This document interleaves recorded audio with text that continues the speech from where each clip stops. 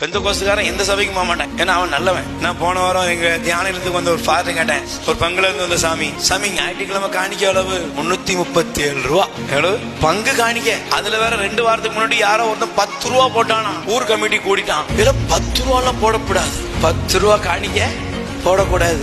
உண்மையில யோசித்து பாக்குறேன், நீங்க கத்தோலிக்க கிறிஸ்தவர்கள் ஆசீர்வாதம் டிவி இயேசு அழைக்கிறாரு, இயேசு விடுவிக்கிறாரு, ஜெப கோபுரங்களுக்கெல்லாம் மிரட்டி சாபம்னு சொல்லி காணிக்க என்ன செய்யறான்? ஏங்க காணிக்க அனுப்புறதெல்லாம் பெந்தகோஸ்துக்காரன் அனுப்ப மாட்டான், ஏன்னா அவன் நல்லவன்.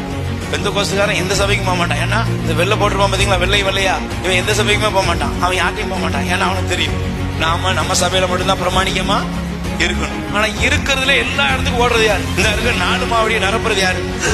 எல்லாம் கன்னியாகுமரி மாவட்டத்துக்காரங்க தான், எல்லாம் தூத்துக்குடி மாவட்டத்தில் உள்ளவங்க தான், எல்லாம் கத்தோலிக்க கிறிஸ்தவர்கள். நீ யோசிச்சு பாரு, இதுல இருந்து என்ன தெரியுதுன்னா, நீ இருக்கிற திருச்சபையின் மீது உனக்கு என்ன இல்ல? பிடிப்பு இல்ல.